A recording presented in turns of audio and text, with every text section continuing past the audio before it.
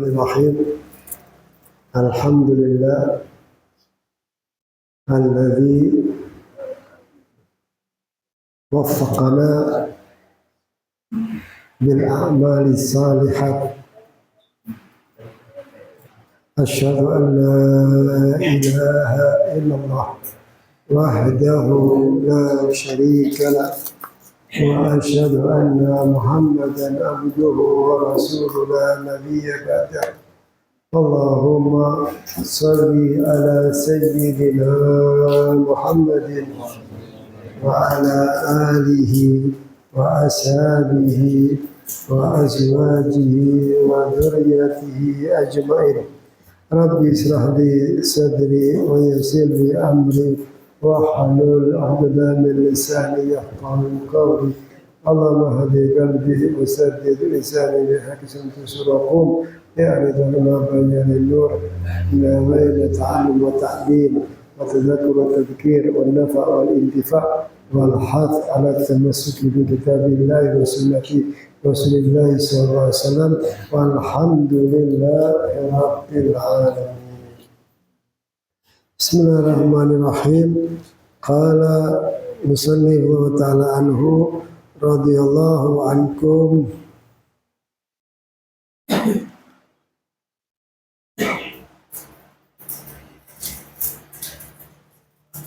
Wa anfiqu, wa qala ta'ala wa anfiqu mimma razaqnakum.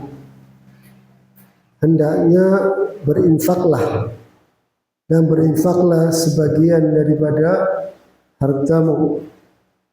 Min qabli an ya'ti ahadakumul maut, sebelum ajal menjemput kamu. Lalu fayaqul, lalu dia mengatakan, karena dia tidak berinfak, menyesal dia tidak mengeluarkan zakat, fayaqulu rabbi laula akhartani ila ajalin qarib. Seandainya ya Allah, seandainya ya Allah, sekiranya engkau berkenan, sekiranya engkau mengizinkan aku ditunda daripada kematian ini walaupun cuma sebentar saja. Ini ungkapan penyesalan, karena di waktu dia hidup tidak mengeluarkan zakat, dia tidak mengeluarkan zakat, dia enggak sedekah, dia enggak bantu fuqara wal masakin, dia enggak punya dengan hartanya. Karena begini, seorang pemimpin itu ibadah yang paling afdol bukan qiyamul lail, bukan sholat tahajud. Paling afdol ya, ini ibadah yang paling afdol. Seorang pejabat itu bukan paling afdolnya bukan dia banyak membaca Al-Quran atau puasa sunnah, bukan itu yang paling afdol buat dia. Seorang pejabat itu paling afdol ibadahnya dia adil, dia amanah, dia tidak korupsi, dia jujur, dia tidak khianat. Nah, ini paling afdol. Jadi kalau misalnya ada orang kaya, orang pejabat dia ahli sholat, itu bagus, karena itu bisa mencegah daripada kemungkaran. Tapi jangan lupa bahwa itu amal bagus, ada yang lebih bagus lagi, yaitu apa? Yaitu adilnya dia, bersifat adil, atau dia amanah dengan jabatannya dia tidak gunakan untuk sesuatu yang maksiat kepada Allah atau berbuat zalim kepada rakyatnya, kepada masyarakat, tidak. Nah, ini paling afdolnya. Kenapa? Godaannya besar, karena seorang pejabat itu godaannya luar biasa. Jadi paling afdolnya apa? Dia menunaikan tugasnya dengan amanat dan jujur. Ini paling afdol. Paling afdolnya orang kaya. Apa ibadah paling afdolnya orang kaya? Apakah bangun malam? Tidak. Apakah banyak baca sholawat? Tidak. Itu bagus. Sholawat bagus, baca Al-Quran bagus. Tapi yang paling afdol, yaitu orang kaya itu apa? Infak, sodako dia. Itu paling afdol. Jadi kalau misal ada orang kaya, misal dia cuma apa, dia ahli di masjid, dia sering zikir, sering bangun malam, sering baca Quran, sering istighfar, sering zikir kepada Allah. Ini bagus tak? Bagus. Tapi jauh lebih bagus, dia keluarkan hartanya untuk membantu orang-orang yang memerlukan. Untuk fi sabilillah. Jadi kita harus tahu kita di mana. Kita di mana? Oh, saya ini di kondisi seorang pejabat atau misal ada tugas, ada amanah, maka dia harus jujur. Nah, kalau dia seorang yang kaya, dia mampu, apa tugasnya dia? Yaitu memberikan manfaat dengan hartanya dia untuk fi sabilillah, untuk majelis taklim, membantu majelis taklim, membantu pesantren. Luar biasa ya. Kita ini masjid ini kalau dibantu bagus nggak? Bagus. Tapi jangan lupa, orang itu bisa ke masjid gara-gara apa? Majelis ilmu. Ya. Jadi semua amal soleh, amal ibadah itu diikat dengan majelis ilmu. Orang bisa umroh gara-gara apa? Majelis ilmu. Orang mau sodako itu gara-gara apa? Karena majelis ilmu. Jadi luar biasa, majelis ilmu yang menyampaikan keilmuan, yang ada anjuran kita dalam ketaatan kepada Allah agar kita membantu orang fakir, membantu orang miskin, semua itu kita dapatkan daripada majelis ilmu. Maka saya katakan, misal nyumbang di masjid bagus, nyumbang di musola bagus, tapi jangan lupa pesantren ini juga sangat penting. Kenapa? Mendidik orang untuk memakmurkan masjid, mendidik orang untuk bisa masjid itu penuh sholat jamaahnya dia. Nah, jadi sangat penting. Jadi membantu masjid penting, lebih penting lagi membantu majelis taklim. Kenapa? Karena dengan majelis taklim ini kita bisa ke masjid, kita tahu keutamaan sholat jamaah itu seperti ini, keutamaan sodako itu seperti ini, ketemu orang-orang yang sodako itu dijauhkan dari bala, dari musibah. Ini semua kita dapatkan dari mana? Dari majelis. Jadi orang kaya bisa dia mengeluarkan hartanya dengan yang terbaik. Nah, tapi ada satu tempat, ada kalanya masjid diperlukan. Nah, kita bisa lihat kondisinya. Nah, semua melakukan kebaikan itu kita melihat keadaan. Kalau ada satu tempat musola nggak ada, sedangkan di situ banyak orang muslim. Nah, ini afdol, ini utama. Kenapa? Sangat diperlukan untuk supaya orang sekitar situ bisa punya musola atau masjid, atau satu tempat itu kering, nggak ada air, maka ibadah yang paling afdol bukan bangun masjid, bukan bangun musola, bikin sumur dia. Nah, dia ngebor supaya airnya keluar untuk kemaslahatan, maka itu lebih afdol. Jadi amal ibadah itu lihat kebutuhan, lihat keperluannya, apa sih keperluannya? Oh, tempat ini keperluannya ini, oh tempat ini keperluannya ini. Nah, jadi kita harus tahu. Tapi semua ini kita bisa melakukan ketaatan, yaitu dengan majelis ilmu. Maka orang kaya, orang yang mampu, ibadah yang paling afdal buat dia bukan qiyamul lail, bukan bangun malam tahajud, tapi apa? Dia keluarkan hartanya fi sabilillah, di jalannya Allah. Di jalan Allah itu apa saja? Ya bisa pesantren, ya bisa ke anak yatim, ya bisa untuk apa? Untuk musola, untuk masjid, untuk apapun. Jadi kita ini kadang-kadang kalau ke masjid kita mau, tapi kalau ke majelis taklim kurang. Jadi bantuannya lebih banyak ke masjid, ke musola, ya perlu. Tapi jangan lupa majelis taklim itu yang bisa memakmurkan. Jadi lebih prioritaskan untuk majelis ilmu yang kita jaga. Jadi kalau mau sodako, mau membantu majelis ilmu itu jauh lebih afdol daripada masjid, musola. Jadi kenapa? Karena majelis ilmu ini lebih afdol daripada orang yang sholat sampai 1000 rakaat. Maka dari situ kita harus pandai untuk memilih mana sih ibadah yang paling afdol. Jadi supaya apa? Supaya apa? Kalau kita misal ibadah, misal kita infak 1 juta di masjid atau di majelis taklim, kita lihat lebih afdol mana, lebih utama mana. Jadi ada kalanya orang itu mengeluarkan infak sebesar-besarnya, misal 20 juta, 100 juta, tapi salah infak. Infaknya tidak tepat, bukan salah, tidak tepat. Maka dia mendapatkan pahala, tapi pahalanya tidak maksimal. Tapi kalau memang kita betul-betul ada masjid ini wah kurang bagus, ini perlu dekorasi, ada dekorasi sampai dia keluarkan uang sampai 10 juta, bagus gak? Bagus. Tapi jangan lupa, kalau seandainya 10 juta itu diberikan untuk majelis ilmu atau diberikan kepada orang fakir, maka dia mendapatkan jauh lebih besar pahala dari Allah Subhanahu wa ta'ala. Jadi keluarkan harta dengan bijak, dengan pintar. Agar apa? Nanti nilai pahalanya kita ambil di sana. Maka orang kaya paling afdol dia infak, bukan dia mulel, bukan sholat tahajud, bukan. Jadi kita harus tahu, kalau orang yang fakir, apa amal yang paling afdol? Sabar.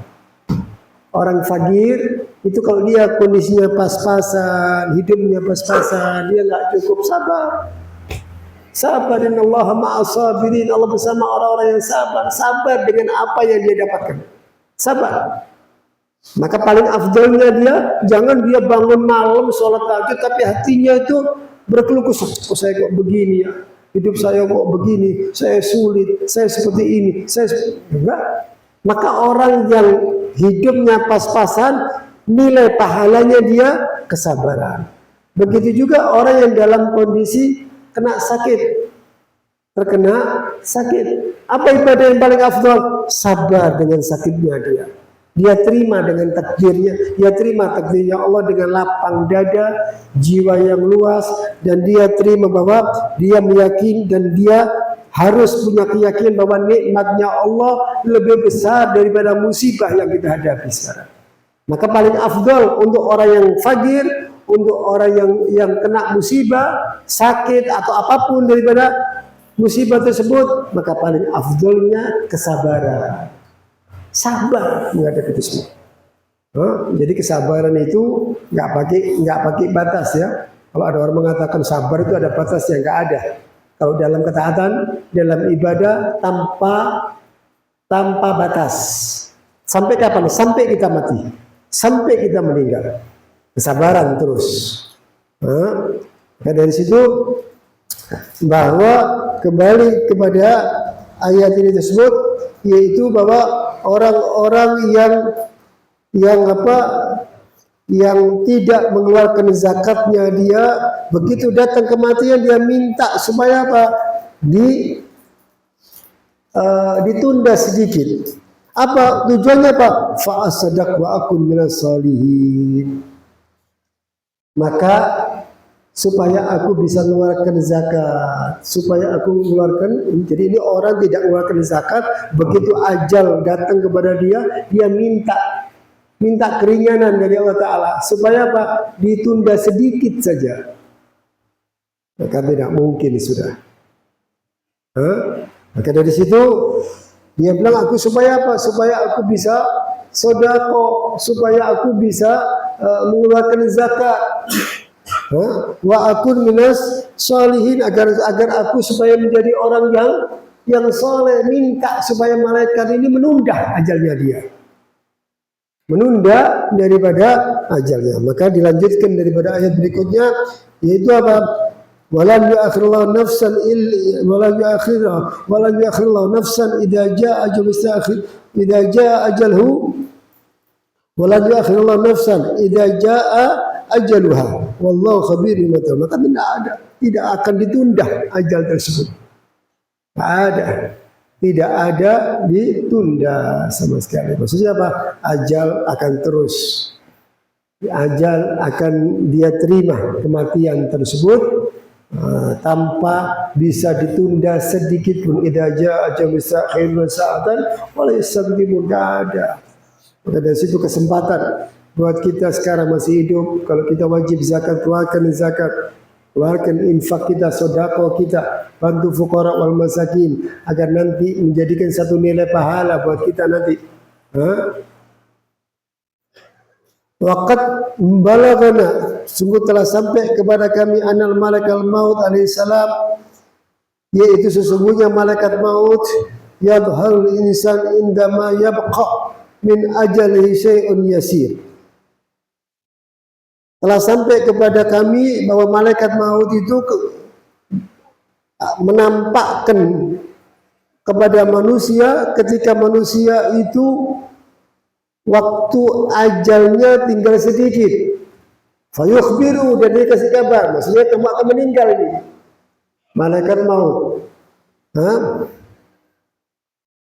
Lalu si orang tadi yang didatangi oleh malaikat, jadi malaikat itu begitu ada orang akan meninggal, orang itu sudah waktu ajalnya, maka dia menampakkan dirinya, dia menampakkan bahwa kepada orang tersebut, dan di waktu detik-detik kematian dia menampakkan malaikat maut tersebut, malaikat Israel atau malaikat maut, dan memberikan kabar kepada manusia tersebut bahwa kamu akan meninggal sekarang ini.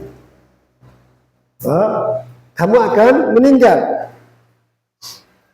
Fayaqulu lahu, lalu orang yang meninggal ini berkata kepada malaikat, ya malaikat maut, akhirni qalilan, coba tunda sedikit saja. Tapi kalau kita melihat orang meninggal itu kok biasa-biasa saja, ya nggak ngomong, nggak apa. Bicaranya mereka tidak dengan langsung dengan lisan. Karena malaikat maut itu sesuatu yang, malaikat ini kan gaib. Jadi bicaranya dengan mata hati mereka, dengan hatinya mereka. Jadi begitu malaikat maut datang, ini apa? Ini orang-orang yang tidak siap kematian. Orang yang tidak siap kematian, ya. Dia tidak siap kematian. Kalau orang sudah mengatakan apa akhir ya Allah, apa ya malaikat maut, tunda sedikit saja. Apa dia bilang? Ya malaikat maut, akhirni qalilan li'atub ila rabbi. Wahai malaikat maut, tunda kematian ini sedikit saja supaya aku bisa tobat kepada Allah. Supaya aku bisa tobat kepada Allah Subhanahu wa ta'ala. Jadi ini dalam hatinya mereka. Ketemu. Makanya dibilang malaikat itu, orang itu kalau sudah sedih siapa mendekati detik-detik kematian, maka terbuka semua hijab ini. Dia bisa melihat malaikat sudah. Kalau sekarang kita ini kan nggak bisa melihat. Tapi orang-orang yang mendekati ajal, mendekati kematian, mereka terbuka semuanya. Tabir. Jadi kalau diumpamakan, kalau kita menutup mata, kita nggak bisa melihat apa-apa. Tutupan mata itu dunia. Begitu dibuka, baru kita melihat. Dibuka ini apa? Yaitu kematian. Begitu sudah kematian, baru dia melihat semua. Seperti ini malaikat. Seperti ini orang mendapatkan pahala, orang yang mengeluarkan zakat. Seperti ini orang yang mendapatkan pahala hadir majelis taklim. Seperti ini. Tahu semua dia. Sekarang kita tidak tahu. Begitu dia meninggal, begitu detik-detik mau meninggal, dibuka semuanya. Bahkan syaitan pun mempengaruhi. Syaitan mempengaruhi supaya dia meninggal dalam keadaan kafir, meninggal dalam keadaan su'ul khotimah. Terus setan berusaha. Kenapa? Karena akhir-akhir ajal manusia itu puncaknya setan mempengaruhi orang tersebut meninggal dalam keadaan selain Islam. Maka sampai dikatakan orang yang dalam keadaan ulama besar bisa cerita kalau ada orang yang meninggal, yang akan meninggal itu dalam kondisi yang kehausan, yang haus luar biasa, haus yang luar biasa. Maka nanti setan datang ke dia, menyerupai orang tuanya yang sudah meninggal, menyerupai kakeknya yang sudah meninggal. Lalu dia mengatakan, aku meninggal dalam keadaan selain Islam, meninggal bukan dalam keadaan Islam, kamu meninggal seperti saya saja. Bayangkan ya, orang yang dalam kondisi yang sakaratul maut, kehausan luar biasa, lalu setan itu membawa air yang dingin, kamu mau air ini? Nah, kalau kamu air ini, kamu ikut saya. Setan itu menyerupai orang tuanya yang sudah meninggal. Saya meninggal dalam keadaan selain Islam, dan saya mendapatkan nikmat. Kalau kamu ingin seperti saya, kamu meninggal keluar dari Islam. Dengan membawa air yang dingin, digoda manusia, digoda terus supaya dia meninggal dalam keadaan keluar dari Islam. Maka begitu dia, lalu dia mengatakan dalam hatinya, gimana aku dalam keadaan sakaratul maut, bagaimana aku bisa mengikuti agamamu? Cukup kamu anggukkan kepala kamu, kamu sudah mengikuti. Begitu dia anggukkan kepala, setan itu hilang sudah, dan dia meninggal tidak membawa iman. Naudzubillah. Akhir hayatnya dia, yang dia puluhan tahun dia sholat ibadah. Nah, makanya orang itu minta, ya Allah biha, ya Allah biha, ya Allah bihusnil khatimah, minta kepada Allah agar kita meninggal husnul khatimah, dijaga. Dan banyak keutamaannya membaca salawat, membaca khairat yang dulu pernah saya kasih, itu bisa terjaga. Baca khairat susunan dari Syekh Abdul Jilani. Nah, itu kita di waktu sakaratul maut dijaga dari godaan setan. Itu dibaca, itu ada 37 sholawat salah itu. Itu dibaca sehari sekali saja. Maka orang yang membaca itu di waktu sakaratul maut, dia dijauhkan dari godaan setan dia. Di godaan setan. Kalau memang bisa diamalkan daripada itu. Sehari cuma sekali saja. Itu kalau sudah lancar, maka itu paling cuma 10 menit saja. Cuma 10 menit saja. Dibaca setiap hari rutin, mau belajar subuh, siang, sore, maghrib, terserah. Yang penting sehari sekali. Nah, nanti orang-orang itu banyak. Kemarin dulu pernah tak ceritakan masalah keutamaannya. Dia dibukakan daripada pintu dijaga oleh 4 malaikat. Luar biasa. Orang yang mengamalkan salawat basya'il khairat. Tapi istiqomah. Yang penting itu istiqomahnya. Walaupun kalau bisa pagi lebih bagus, karena biasanya kalau pagi itu kan orang belum sibuk-sibuknya. Nah, kalau Habib kalau baca salawat itu pagi, atau bisa pas bangun malam, bisa ngatasi tak baca sama Habib, atau setelah sholat subuh. Wes itu. Kenapa? Karena kalau pagi itu bisa ada waktu, tapi kalau sudah siang sulit. Ada siang sibuk, ada tamu, ada ini, sore. Jadi kalau memang pagi nggak bisa, ada urusan mendadak, ya diganti. Ya. Jadi itu keutamaannya daripada salawat basya'il khairat, agar kita terjaga daripada godaan syaitan laknatullah. Kenapa? Di waktu sakaratul maut ini luar biasa. Kenapa? Kalau sudah meninggal, naudzubillah, dalam keadaan keluar dari Islam, maka dia masuk ke dalam adabnya Allah abadal abidin, selamanya sudah.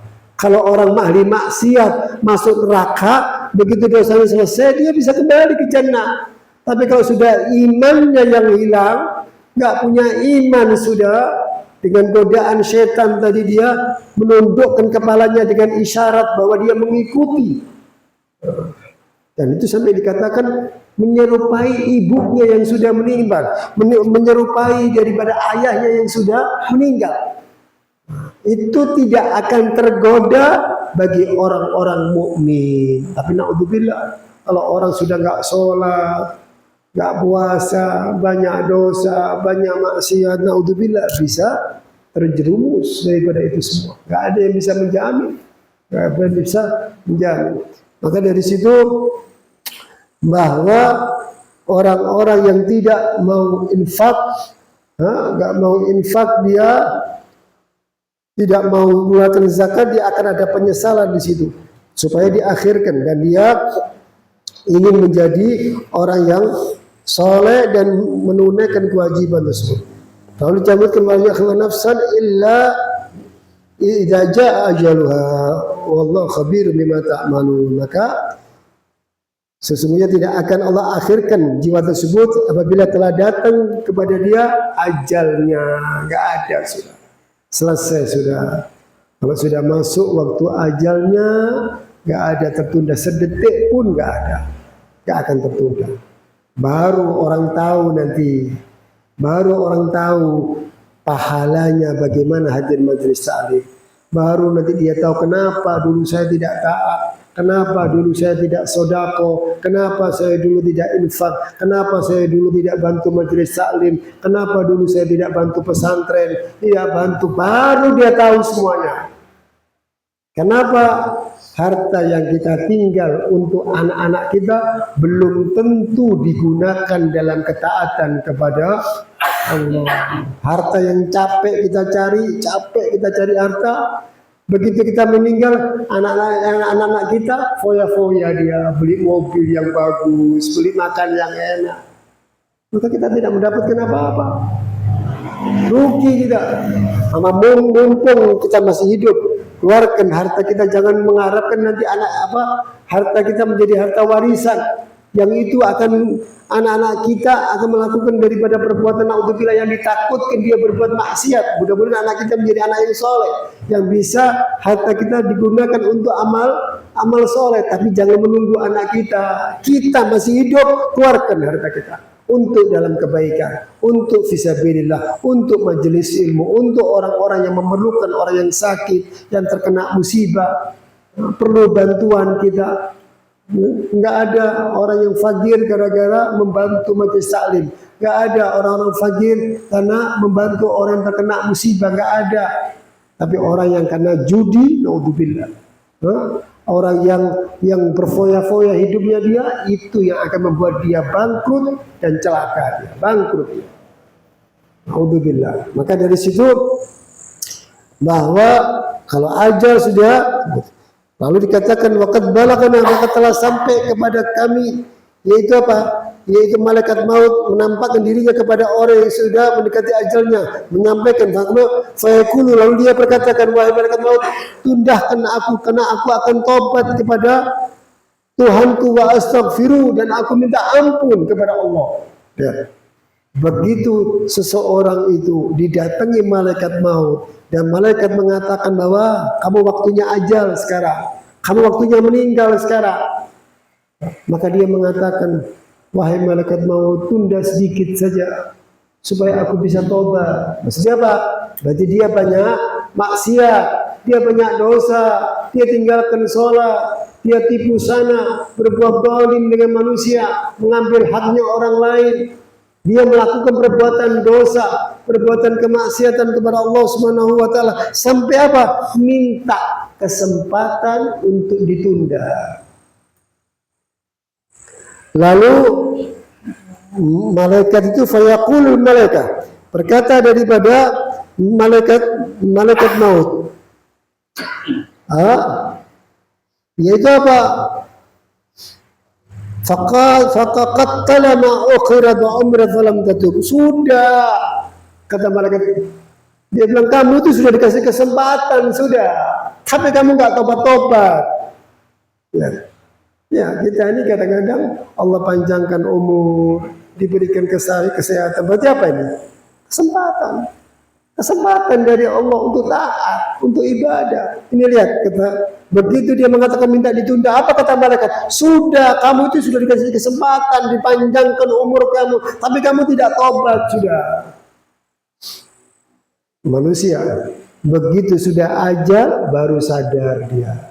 Sadarnya dia di waktu ajal, di waktu kematian menjemput dia, kesadaran yang sudah tidak ada artinya sama sekali. Tidak ada artinya sudah. Kenapa? Sudah, nggak bisa ditunda. Di waktu kita sekarang dipanjangkan Allah umur kita, diberikan kesehatan, bisa hadir majelis taklim, bisa taat. Ini kesempatan. Allah berikan panjang umur, ini kesempatan. Jadi jangan dibuat main-main, jangan dibuat untuk kemaksiatan kepada Allah Subhanahu wa taala. Jangan dibuat sesuatu yang kosong, yang gak ada artinya sama sekali.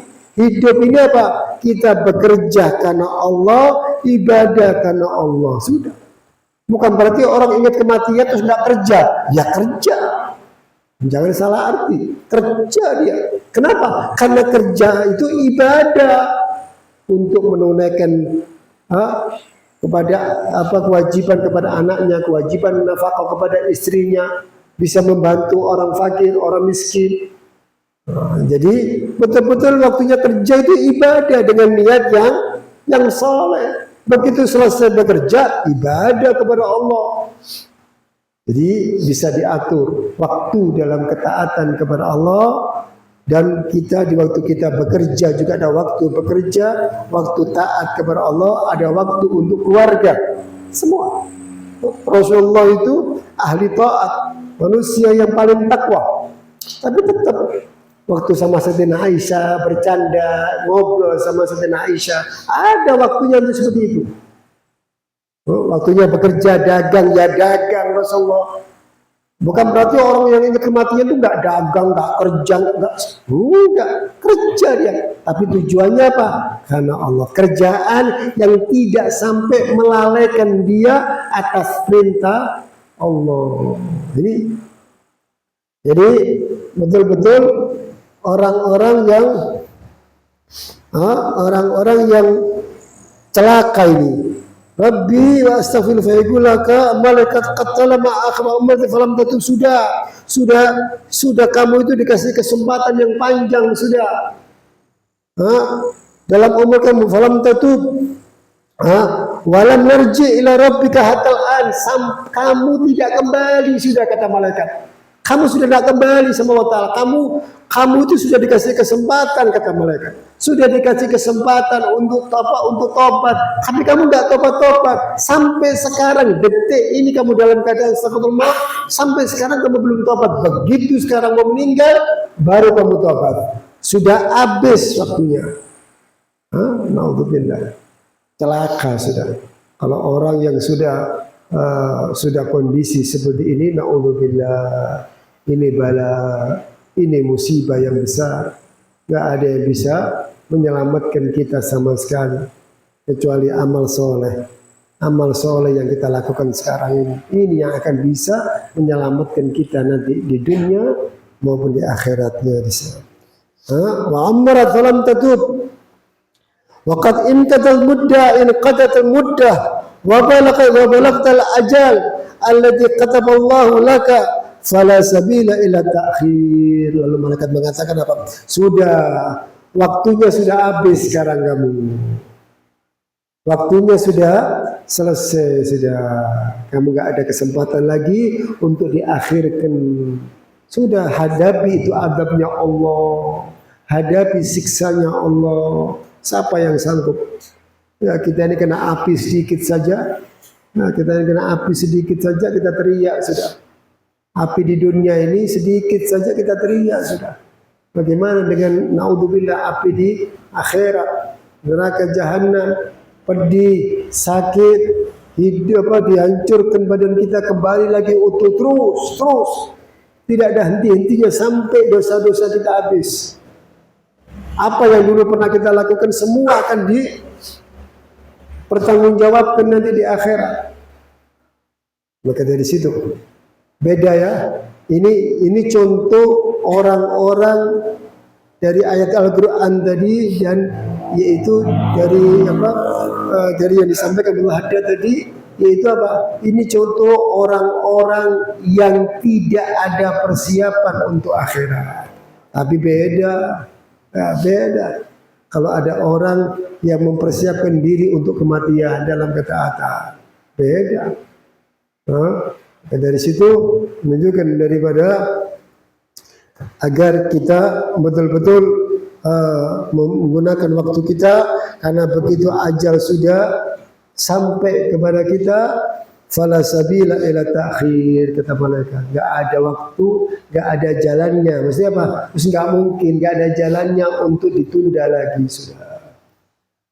Jadi kalau orang itu melihat orang meninggal, melihat teman meninggal, saudara meninggal, maka itu satu ibarat pelajaran, nasihat. Itu apa? Nasihat. Ini fulan kemarin sama saya ngobrol ketawa-ketawa sama sekarang di perut bumi dia, sudah dikubur dia sekarang. Apa yang terjadi? Wallahu a'lam. Kalau dia orang saleh, dia mendapatkan radhatun min riyadil jannah, taman daripada taman surga. Kalau dia ahli maksiat, dia mendapatkan liang daripada liang api neraka, mendapatkan adab dari Allah Subhanahu wa taala. Sampai betul-betul kita nggak tahu semuanya. Maka orang yang berakal itu memberikan satu ibarat pelajaran.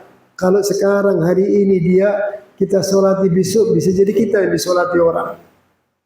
Jadi betul-betul satu ibarat. Ingat kematian itu apa? Agar betul-betul memperbaiki ibadah kita, memperbaiki hubungan kita kepada Allah Subhanahu wa taala, memperbaiki hubungan kita dengan manusia, tidak mengambil haknya manusia, tidak berbuat zalim, tidak berbuat dosa kepada Allah Subhanahu wa taala, terus istiqomah dalam ketaatan kepada Allah Subhanahu wa taala. Kalau misal bekerja diniatkan untuk kalau mendapatkan harta untuk membantu orang fakir, membantu orang miskin. Agar apa? Agar betul-betul kita mendapatkan daripada ridhonya Allah Subhanahu wa taala. Ini kalau orang taat ibadah, dia akan kembali kepada Allah. Ya ayatuhan nafsu mutmainnah, lihat nafsu yang mutmainnah, yang tentram. Irji'i ila rabbiki radiyatan mardiyah, kembali kepada Tuhanmu dalam keadaan kamu ridho dengan Tuhanmu dan Tuhanmu ridho kepadamu. Ini sudah, dia akan mendapatkan kenikmatan. Maka sampai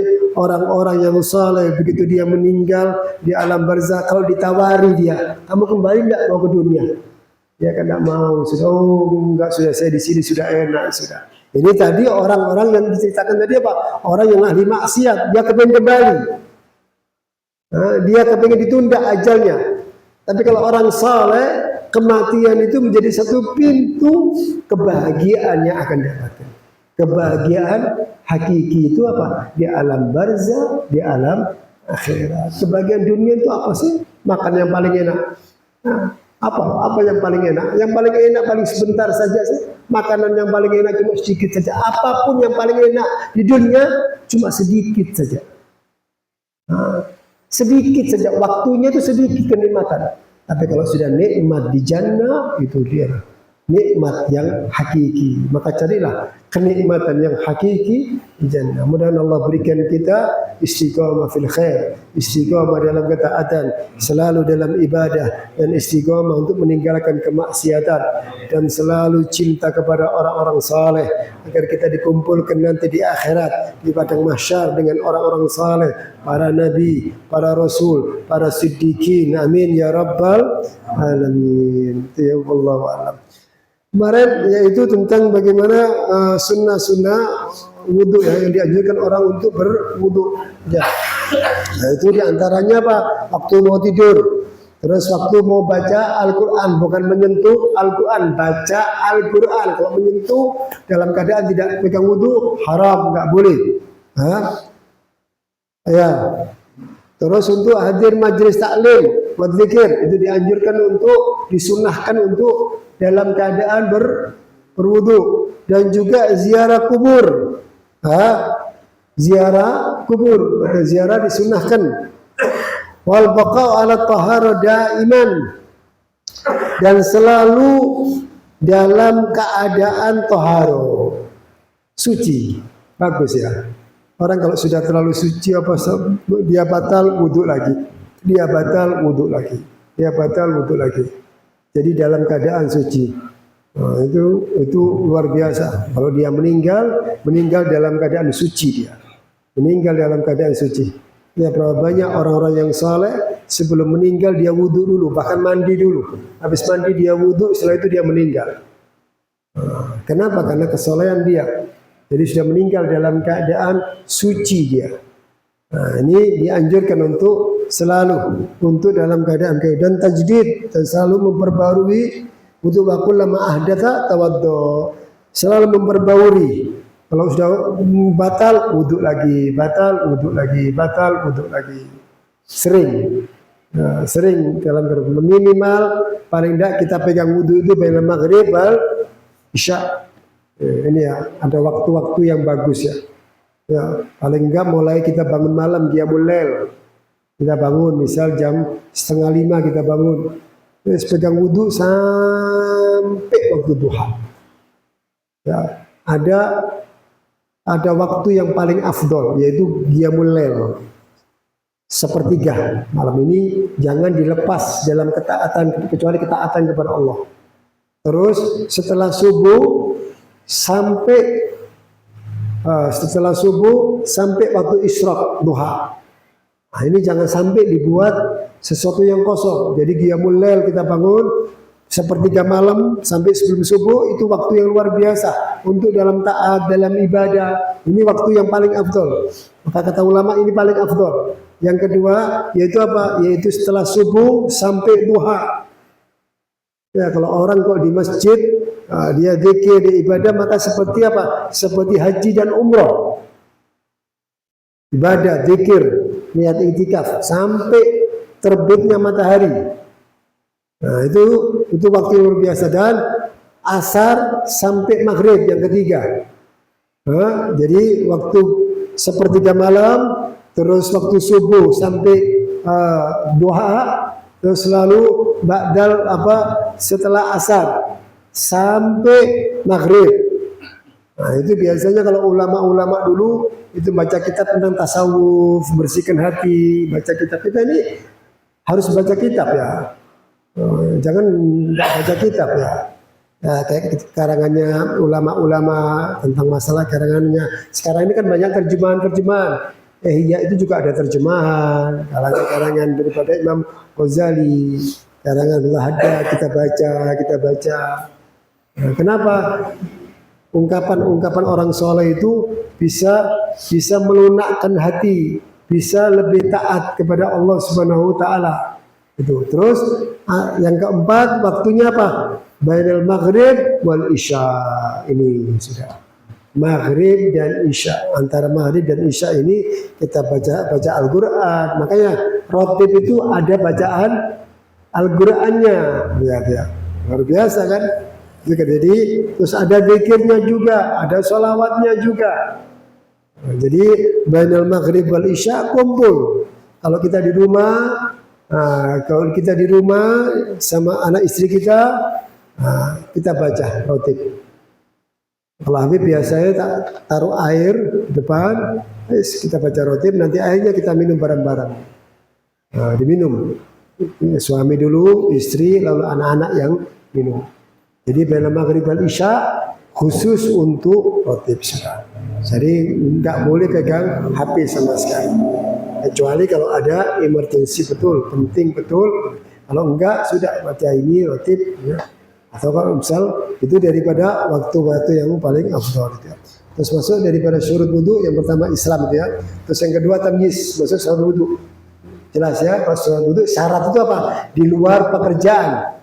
Kalau syarat itu di luar pekerjaan, kalau rukun dalam pekerjaannya.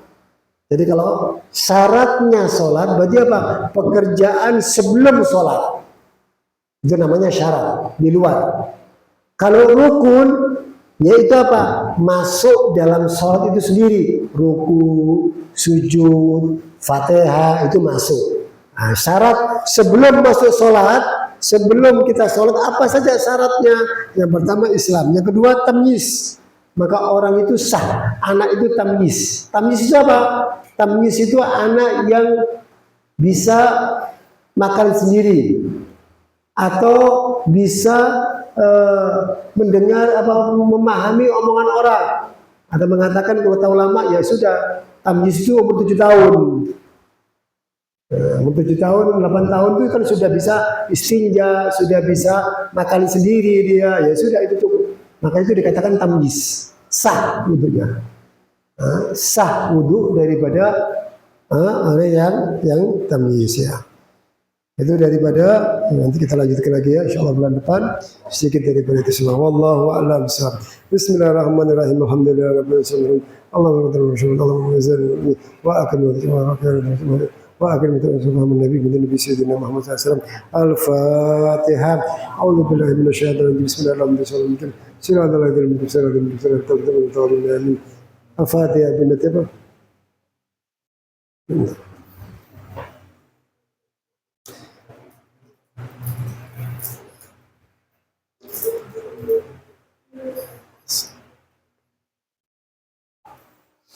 Al-Fatihah binatil umroh ala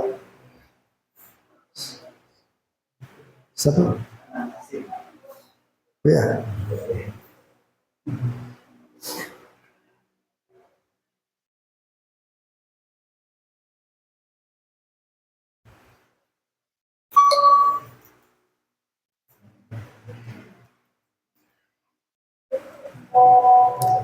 الفاتحة بنتي هتياشين الإنجاز اللهم اجعل السلامة في العمرة سيها ظاهر الباطن اللهم اجعلنا في سهل وسهل في الطريق اللهم اجعلنا عمرة مبرورة وزيارة مقبولة اللهم اجعلنا سيها ضائع باطن استقامة في الخير وزيادة في سيها وزيادة في الطاعة وزيادة في العبادة وزيادة في ولنا بجميع جميعنا اللهم اجعلنا لنا وجعلنا في العمرة اللهم بلغنا في زيارة النبي صلى الله عليه وسلم وجعل العمرة والحج وجميع سبحانه بيننا وبشر النبي صلى الله عليه وسلم محمد صلى الله عليه وسلم الفاتحة أعوذ بالله من الشيطان الرجيم بسم الله الرحمن الرحيم الحمد لله رب العالمين مالك يوم الدين إياك نعبد ونستعين اهدنا الصراط المستقيم صراط الذين أنعمت عليهم غير المغضوب عليهم ولا الضالين.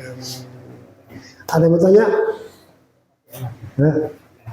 هو الفاتحة بالذي الشفاء والمرض والصحة شفاء ظاهر وباطن نسأل الصحة سيدنا الرسول اللهم اجعل شفاء عاجلا من رسول النبي صلى الله عليه وسلم من النبي سيدنا محمد من النبي سيدنا محمد صلى الله عليه وسلم الفاتحة أعوذ بالله من الشيطان الرجيم بسم الله الرحمن الرحيم الحمد لله صلى الله عليه وسلم صراط الذين أنعمت المغضوب عليهم ولا الضالين. Ada mau tanya?